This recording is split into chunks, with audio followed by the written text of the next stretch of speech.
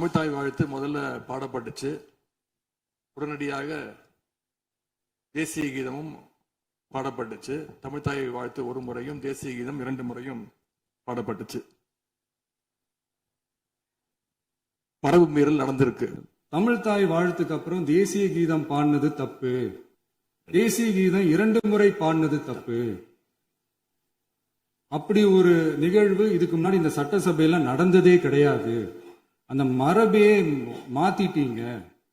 இப்படி ஒரு பெரிய ஒரு போர் மாதிரி எதிர்கட்சியை சார்ந்தவங்க எல்லாம் சொன்னாங்க இல்லையா? அந்த மாநில உரிமை போராளிகளை, அந்த மரபு காக்கிற உரிமை போராளிகளை ஒரே ஒரு கேள்விதான் கேட்கணும். 2021 ஆகஸ்ட் 2 ஞாபகம் இருக்கா? Centenary celebration of Tamil Nadu legislature. அந்த ஃபங்க்ஷன்ல நம்ம முன்னாள் முதலமைச்சர் கருணாநிதி அவர்களோட கலைஞர் அவர்களுடைய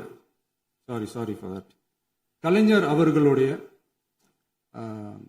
புகைப்படத்தை மாண்புமிகு குடியரசுத் தலைவர் திறந்து வைக்கிற ஒரு ஃபங்க்ஷன்.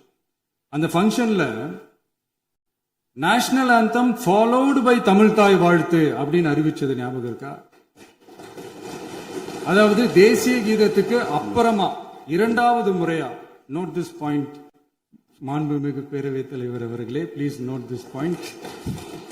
தேசிய கீதத்துக்கு அப்புறம் 2வது முறையாக தமிழ்த்தாய் வாழ்த்து பாடப்படும் அப்படின்னு சொன்னது ஞாபகம் இருக்கா?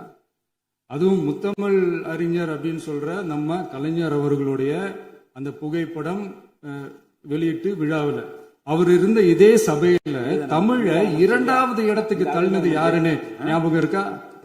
அது மட்டும் இல்ல, அந்த தேசிய கீதத்தை நாட்டுப்பண் நேஷனல் ஆந்தம்னு சொல்லி அதே ஃபங்க்ஷன்ல கடைசியா ஃபங்க்ஷன் முடியும் போது செகண்ட் டைம் தேசிய கீதம் பாடினதும் ஞாபகம் இருக்கா? இதே அவையில் தான், அது அவை குறிப்பிலும் இருக்கிறது, இதே அவையில் தான் நடைபெற்றது. இந்த தக்க நேரத்தில் இந்த ஆதாரங்களை அளித்த மாண்பு முதல்வர் அவர்களுக்கு நன்றியை தெரிவித்துக் கொள்கிறேன். டவுட் இருந்தா இந்த புக்கை பார்த்து தெரிஞ்சுக்கலாம்.